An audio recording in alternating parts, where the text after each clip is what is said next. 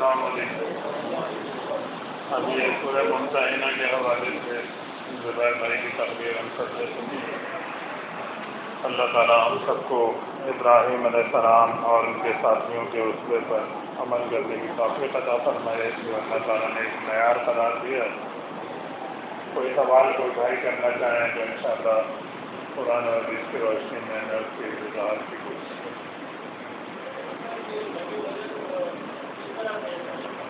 جی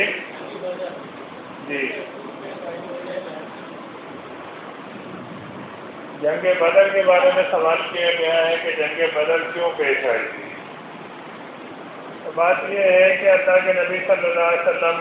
اور صحابہ کرام رضی اللہ عنہم جب مکے سے ہجرت کر کے مدینہ آ گئے اور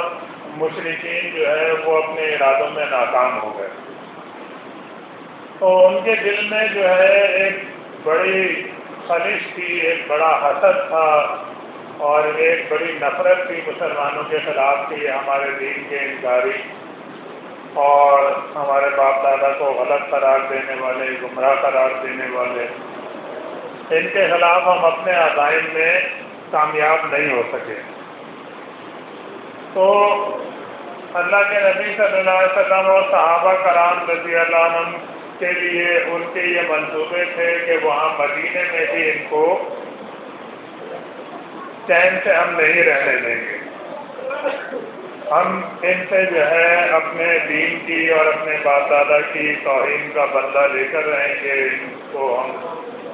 سزا دیں گے جو ہمارے یہاں سے فرار ہو کر جو ہے دوسری جگہ جا کر رہنے لگے۔ تو اس کے لیے ان کی اندرون خانہ تیاریاں چل رہی تھیں، مشورے ہو رہے تھے، تیاریاں بھی چل رہی تھیں، اور اس کے لیے جو ہے وہ مال بھی جمع کرنے کی کوشش کر رہے تھے کہ جس سے کوئی ایسا جتھا تیار کیا جائے جس کو مسلح کر کے جو ہے وہ مدینے کے اوپر حملہ آور۔ تو جو قریش کا قافلہ تجارت کے لیے گیا ہوا تھا اس کے لیے بھی ان کے یہی منصوبے تھے کہ اس کی تجارت سے جو آمدنی ہوگی ہمیں وہ اس جنگ کی اور اس لڑائی کی تیاریوں میں ہم استعمال کریں گے جو مدینے میں رہنے والے مسلمانوں اور نبی صلی اللہ علیہ وسلم کے خلاف وہ کرنا چاہتے ہیں۔ تو اللہ کے نبی صلی اللہ علیہ وسلم کو اللہ تعالیٰ وحی کے ذریعے سے معاملات سے باخبر رکھتا تھا، اور اس کے علاوہ بھی جو ہے جو خبریں ملتی رہتی تھیں اس سے صورتحال سے نبی صلی اللہ علیہ وسلم کو آگاہی ہوتی رہتی تھی۔ تو نبی صلی اللہ علیہ وسلم نے اسی بنا پر یہ سوچا کہ اس قافلے کو روکا جائے جو مشرکین کا قافلہ تجارت کا سامان فروخت کر کے واپس مکے جا رہا ہے، اور اس کو جو ہے اس کا مال قبضے میں لیا جائے، کیونکہ وہ مسلمانوں کے خلاف عزائم کی وجہ سے یہ سارا کچھ ہو رہا تھا۔ تو اس کے لیے اللہ کے نبی صلی اللہ علیہ وسلم صحابہ کرام رضی اللہ عنہ کے ساتھ نکلے تھے، اور آپ کا مقصد اس قافلے کو روکنا اور اس کو جو ہے اس کے مال کے اوپر قبضہ کرنا تھا۔ تو کیونکہ مشرکین بھی حالات سے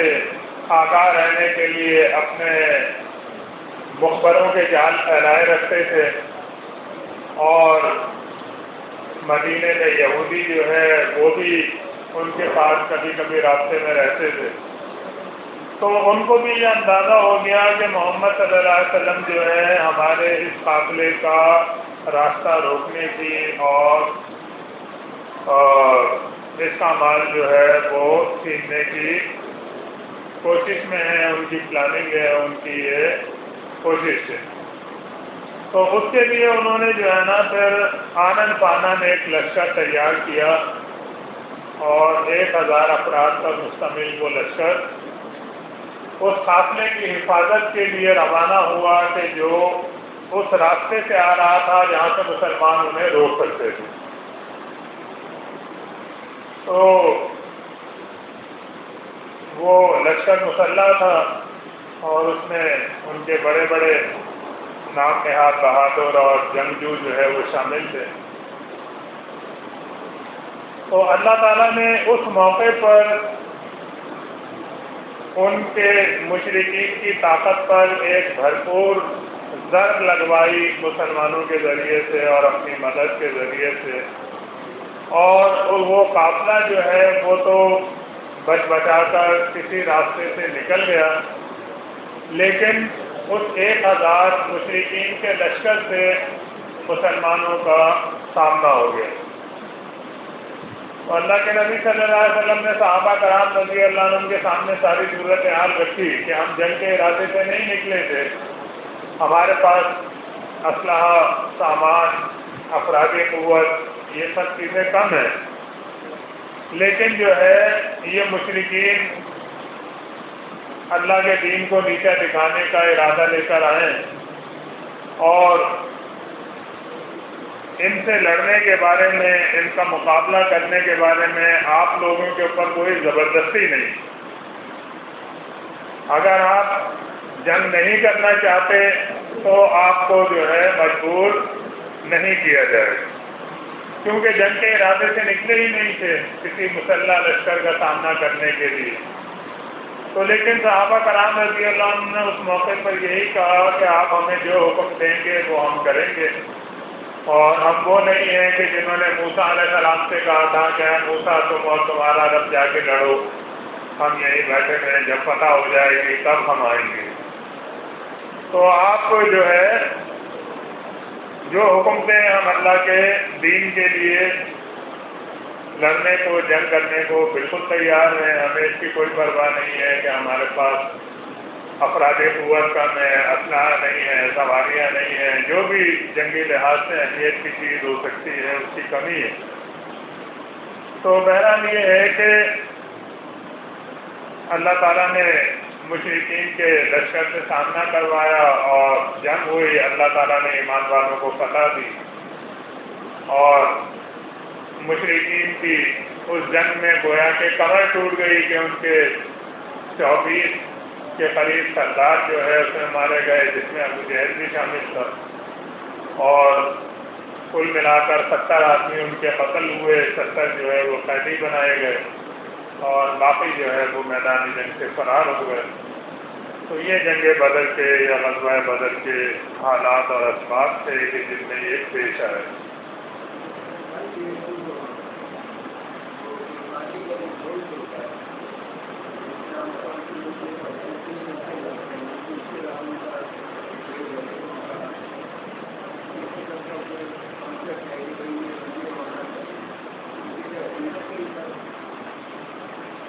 قربانی کے گوشت میں جو عام طور سے یہ تصور ہے کہ قربانی کے گوشت کے 3 حصے کیے جائیں برابر برابر، ایک حصہ جو ہے وہ غریبوں میں تقسیم کیا جائے، دوسرا رشتے داروں میں تقسیم کیا جائے، اور تیسرا جو ہے وہ خود اپنے استعمال کے لیے یا کھانے کے لیے ہم جو ہے وہ رکھ سکتے ہیں، استعمال کر سکتے ہیں۔ تو ایسی کوئی تقسیم حدیث میں نہیں بتائی گئی، کوئی سنت نہیں ہے۔ تو یہ لوگوں کا اپنا بنایا ہوا ایک تصور ہے، اور ظاہر ہے کہ جب سنت نہیں ہے، اللہ کے نبی صلی اللہ علیہ وسلم سے یہ چیز ثابت نہیں ہے، تو اس کے اوپر عمل کرنا بھی ضروری نہیں ہے۔ کوئی اپنے طور پر اس لحاظ سے کرتا ہے کہ چلو رشتے داروں کو بھی مل جائے، غریبوں کو بھی مل جائے، ہم بھی کھا لیں، تو وہ ایک الگ بات ہے، لیکن سنت سمجھ کے یہ کرنا یا اسے لازمی سمجھنا یہ غلط ہے۔ پہلے یہ تھا کہ نبی صلی اللہ علیہ وسلم نے یہ حکم دیا تھا کہ قربانی کا گوشت 3 دن سے زیادہ نہ رکھا جائے، اور اس میں یہی حکمت تھی کہ مسلمان جو ہے وہ اس وقت پریشانی کے عالم میں تھے، غربت بھی تھی، بہت سارے مسائل تھے، تو جو غریب اور ضرورت مند مسلمان ہیں ان سب تک گوشت پہنچ جائے، لوگ اپنے پاس ذخیرہ کر کے نہ رکھیں۔ پہلے تو یہی ہوتا تھا کہ گوشت کو سکھا کر جو ہے وہ رکھ لیا جاتا تھا اور استعمال کیا جاتا تھا، بعد تک کوئی فریزر وغیرہ تو ہوتے ہی نہیں تھے، تو 3 دن سے زیادہ نبی صلی اللہ علیہ وسلم نے کہا کہ قربانی کا گوشت نہ رکھا جائے، لیکن پھر بعد میں آپ صلی اللہ علیہ وسلم نے اس کی اجازت دی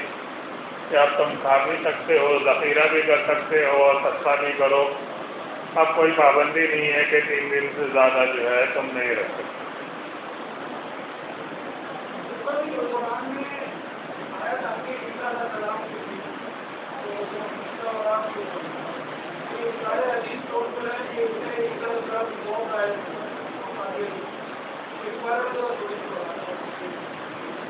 عیسیٰ علیہ السلام کے لیے غالباً یہ سورہ آل عمران میں آتی ہے، وَإِذْ قَالَ اللَّهُ يَا عِيسَىٰ إِنِّي مُتَوَفِّيكَ وَرَافِعُكَ إِلَيَّ وَمُطَهِّرُكَ مِنَ الَّذِينَ كَفَرُوا، کہ اللہ نے عیسیٰ علیہ السلام کو کہا کہ اے عیسیٰ میں تمہیں توفع کروں گا اور اپنی طرف اٹھا لوں گا۔ توفع کا جو لفظ ہے عربی میں وہ استعمال کیا جاتا ہے کسی معاملے کو پورا کرنے یا مکمل کرنے یا مکمل طور سے کوئی کام کرنے۔ اس میں تکمیل کا جو ایک تصور ہے وہ اس میں موجود ہے، اور موت کے لیے یہ لفظ استعمال کیا جاتا ہے، لیکن اس کا مطلب موت نہیں، کیونکہ موت خود عربی کا لفظ ہے اور توفع بھی عربی کا لفظ ہے۔ جس طرح سورہ نساء میں اللہ تعالیٰ فرماتا ہے کہ جو بچے داری کی مرتکب ہوں عورتیں انہیں ان کے گھر میں بند رکھو حتیٰ یتوفاہن الموت، یہاں تک کہ موت ان کا کام تمام کر۔ دونوں لفظ ایک ساتھ آئے۔ تو توفع جو ہے یہاں پر عیسیٰ علیہ السلام کے معاملے میں جو آیا ہے تو اس کا یہی مطلب ہے کہ اے عیسیٰ میں تمہیں مکمل طور سے صحیح سلامت اپنی طرف اٹھا لوں گا۔ انی متوفیکا ورافعوکا الیہ، اور اس کے علاوہ کوئی معنی اس کا بنتا نہیں۔ اب یہ جو قادیانی ہیں یا ان کے یہ بھائی پرویزی اور جتنے منکرین حدیث کے ٹولے ہیں، سب یہ قادیانیوں ہی کی ایک شکل ہے۔ تو وہ اس آیت کا ترجمہ یہ کرتے ہیں کہ اے عیسیٰ میں تجھے موت دوں گا اور پھر اپنی طرف اٹھا دوں گا۔ تو موت دینے کے بعد عیسیٰ علیہ السلام کو اپنی طرف اٹھانے کا کیا مطلب ہے؟ ان کے مردہ جسم کو اٹھانا؟ تو مردہ جسم کو اٹھا کے تو کوئی فائدہ نہیں ہے، کیونکہ انسانی جسم میں اصل چیز روح ہے۔ فرشتے آتے ہیں موت کے وقت کسی کی بھی تو اس کی روح نکال کے لے جاتے ہیں، جسم یہیں رہ جاتا ہے اور جسم گل کر کے مٹی بن جاتا ہے۔ تو موت دینے کے بعد پھر اٹھانے کا وہ پھر ایک یہ معنی کرتے ہیں کہ اپنے درجات بلند کروں گا تمہیں، اپنی بارگاہ میں تمہارے میں درجات بلند کروں گا۔ تو حالانکہ درجات کی بلندی جو ہے وہ تو تمام انبیاء کو حاصل ہوتی ہے، خالی عیسیٰ علیہ السلام ہی کو نہیں۔ اللہ تعالیٰ تو ایمان والوں کے لیے یہ کہتا ہے کہ یرفع اللہ الذین آمنوا منکم وعملوا الصالحات درجات، کہ اللہ تعالیٰ تم میں سے جو ایمان والے اور نیک اعمال کرنے والے ہیں ان کے درجات کو بلند کرتا ہے۔ تو درجات کی بلندی تو عام ایمان والوں کو بھی حاصل ہوتی ہے، تو انبیاء علیہ السلام کے درجات کی بلندی جو ہے وہ تو ویسے ہی مسلم چیز ہے، اس کو علیحدہ بیان کرنے کی ضرورت ہی نہیں۔ تو اصل بات یہ ہے کہ یہ جو عیسیٰ علیہ السلام کے معاملے کو اللہ نے سورہ نساء میں بیان فرمایا، جو یہ بتایا کہ یہودی انہیں قتل کرنا چاہتے تھے، کیونکہ یہودی مولویوں کے خلاف انہوں نے جو ہے لوگوں کو بہت کچھ بتایا تھا کہ یہ نام نہاد عالم جو ہے یہ ایمان کے ڈاکو ہیں، ان کے چہروں پر یا ان کے لباسوں پر نہ جاؤ، یہ جو ہے خود بھی جہنم میں جا رہے ہیں اور تمہیں بھی جہنم کی طرف لے کے جا رہے ہیں۔ تو اس بنا پر جو یہودی نام نہاد علماء تھے وہ ان کے سخت ترین مخالف بنے ہوئے تھے۔ اور ان کے خلاف یہ پروپیگنڈا عیسیٰ علیہ السلام کے خلاف انہوں نے کیا کہ یہ شخص جو ہے حکومت سے بغاوت کرتا ہے،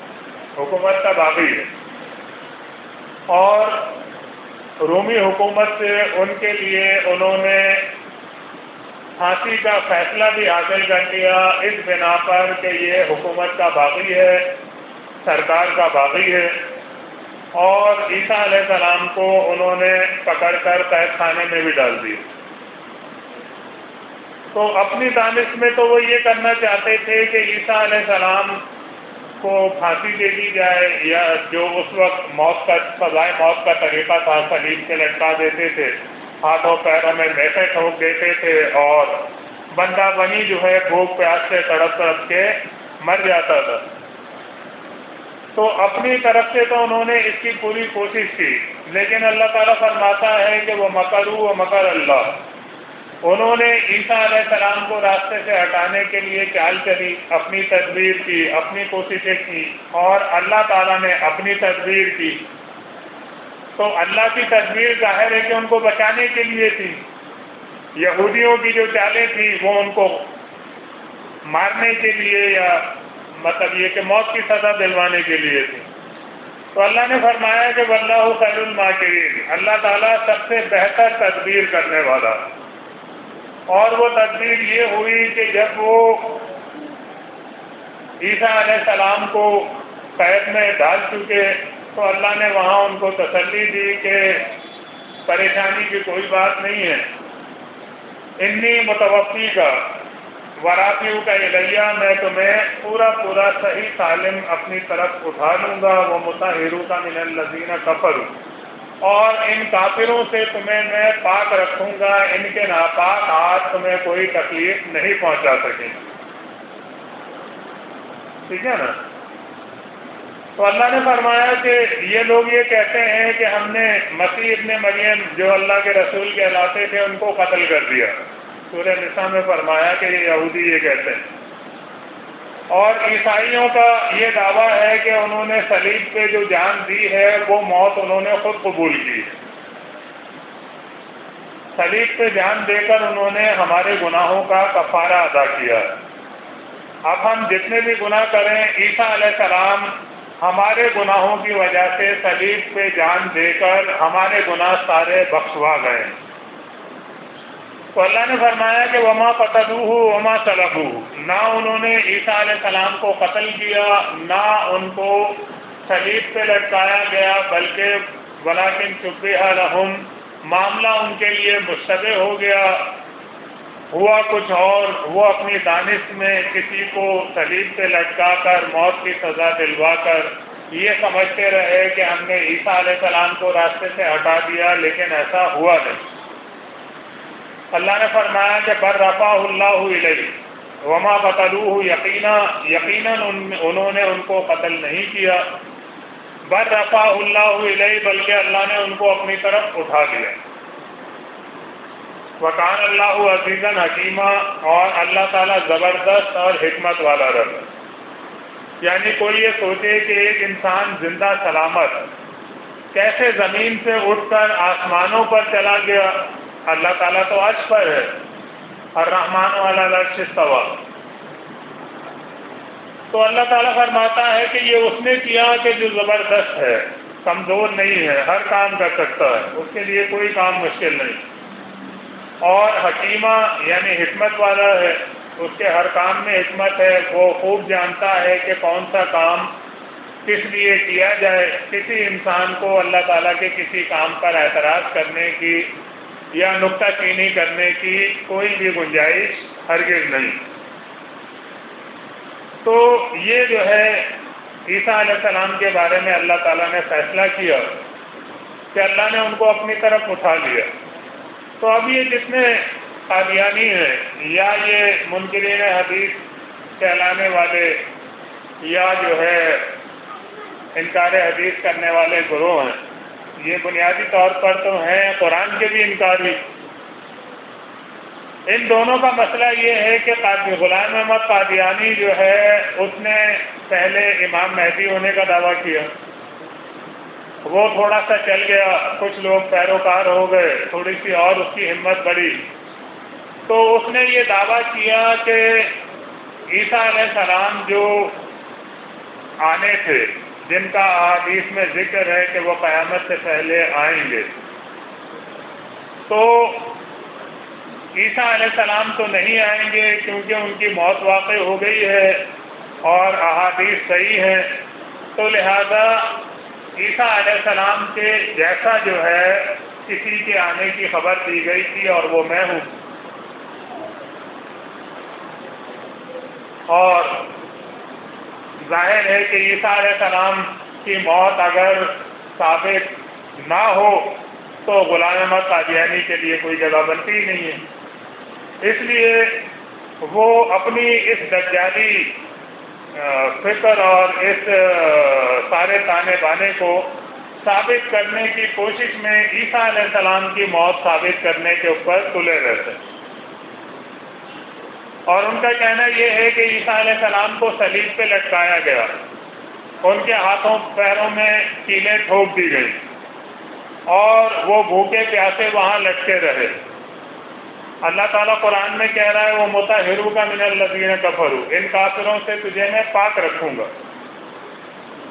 غلام احمد قادیانی کہتا ہے کہ یہ عیسیٰ علیہ السلام کو صلیب پہ لٹکا گئے، صلیب پہ ان کے ہاتھوں پیروں میں کیلیں ٹھوک دی گئیں، وہ بھوکے پیاسے صلیب پہ لٹکے رہے اور وہ بے ہوش ہو گئے، اور بے ہوش ہونے کے بعد لوگ یہ سمجھے کہ ان کی موت واقع ہو چکی ہے، ان کو صلیب سے اتار دیا گیا، اور اتارنے کے بعد انہیں چھوڑ دیا گیا کہ یہ تو مر چکے ہیں، اور ان کے شاگرد جو عیسیٰ علیہ السلام کے تھے وہ آئے، انہوں نے عیسیٰ علیہ السلام کے ہاتھوں پیروں پر مالش کی، ان کو پانی وانی پلایا، ان کو جو ہے دوا وغیرہ لگائی، تو وہ صحیح ہو گئے کیونکہ وہ بے ہوش ہوئے تھے، مرے نہیں۔ اور اس کے بعد جو ہے عیسیٰ علیہ السلام فلسطین سے کشمیر آ گئے،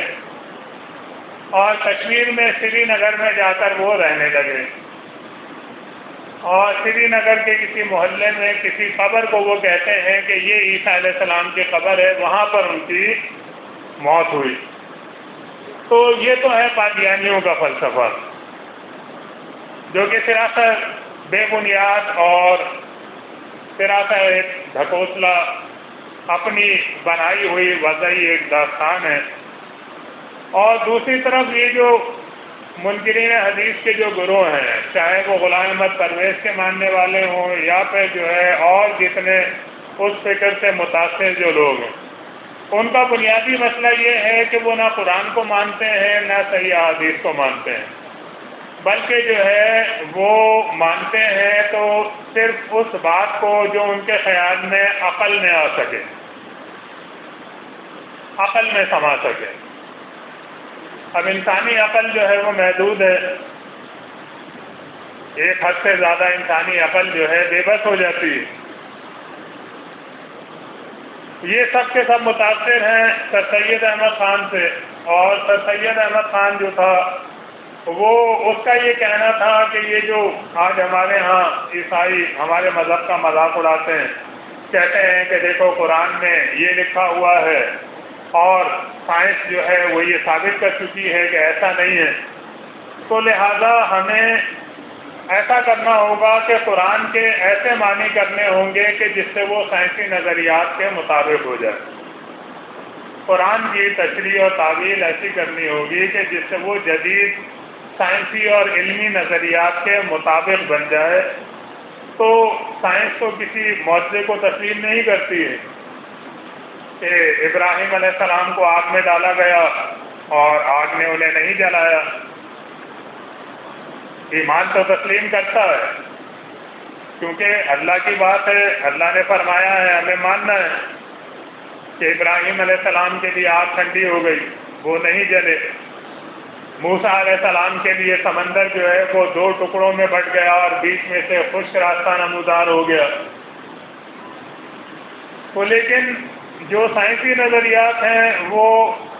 ان چیزوں کو تسلیم نہیں کرتے۔ تو عیسیٰ علیہ السلام کی پیدائش بھی معجزہ،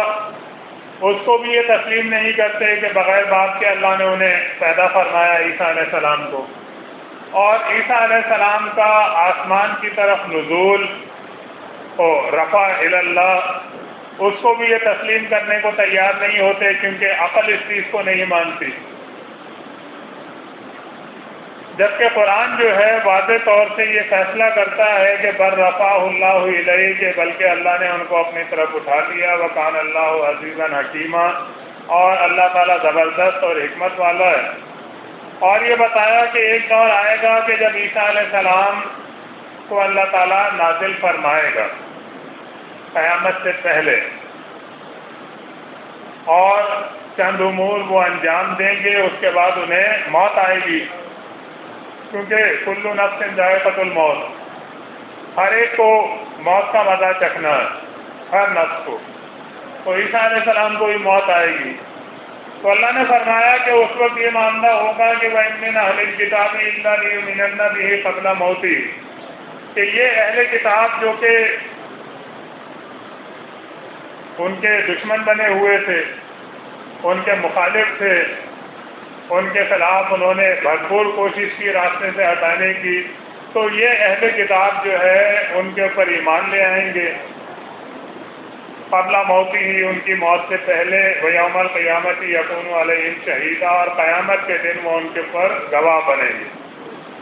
اور صحیح بخاری اور صحیح مسلم کی اور بہت ساری احادیث میں ان تمام معاملات کی تفصیلات بیان کی گئی ہیں۔ تو ایک طرف جو ہے وہ عقل کی برتری کے باطل نظریے کی بنا پر عیسیٰ علیہ السلام کے رفع الی اللہ کا انکار کیا جاتا ہے، اور دوسری طرف جو ہے جو قادیانی ہیں ان کو جو ہے عیسیٰ علیہ السلام کی موت ثابت کیے بغیر غلام احمد قادیانی کے لیے جگہ نہیں ملتی ہے۔ تو ان کا مسئلہ جو ہے وہ یہ ہے، اور قرآن اور حدیث کی بات بالکل واضح ہے۔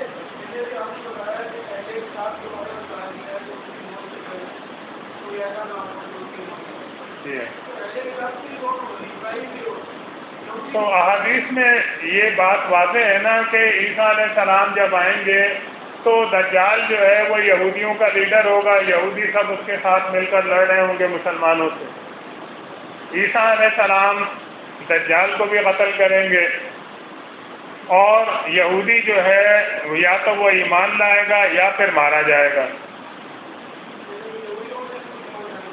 جی، اب یہ کہ کم لائیں، عیسائی بھی ایمان لے آئیں گے، وہ بھی مان لیں گے کہ عیسیٰ علیہ السلام اللہ کے بندے ہیں، اللہ کے بیٹے نہیں ہیں، نعوذ باللہ۔ تو حدیث میں جو آتا ہے کہ 7 سال ایسے گزریں گے زمین کے اوپر کہ سب مسلمان ہوں گے، کوئی ایک کفر و شرک کرنے والا نہیں ہوگا۔ تو حدیث میں اس کی پوری تفصیل موجود ہے۔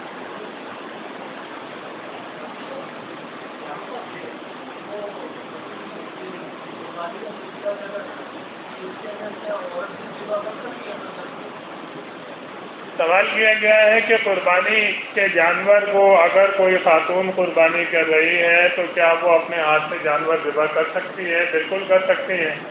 اس میں کوئی حرج کی بات نہیں ہے۔ اور صحیح بخاری میں یہ بات موجود ہے کہ ابو موسیٰ اشعری رضی اللہ عنہ حج کے موقع پر اپنی بیٹیوں سے کہتے تھے کہ اپنے جانور اپنے ہاتھ سے قربان کرو، تو عورت کے ذبح کرنے میں کوئی اعتراض کی بات نہیں ہے، بسم اللہ اللہ اکبر کہہ کے قربانی کی دعا پڑھ کے خاتون بھی ذبح کر سکتی ہے۔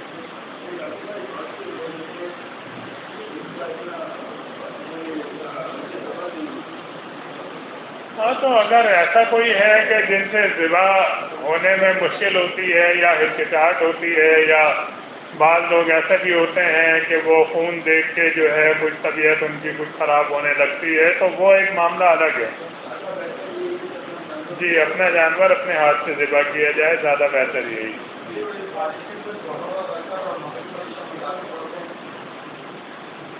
اگر تیز بارش ہو تو ایسا کیا جا سکتا ہے، ظہر اثر ملا کے پڑھی جا سکتی ہے اور مغرب عشاء ملا کے پڑھی جا سکتی ہے۔ اگر تیز بارش ہو اور لوگوں کا مسجد پہنچنا مشکل ہو تو اذان میں یہ الفاظ کہے جا سکتے ہیں کہ اعلیٰ صلو فی الرحال، کہ اپنی اپنی جگہوں پر ہی نماز پڑھ لی جائے۔ اب یہ مغرب کا وقت ہو گیا ہے، شادی نماز کی تیاری کریں۔ السلام علیکم۔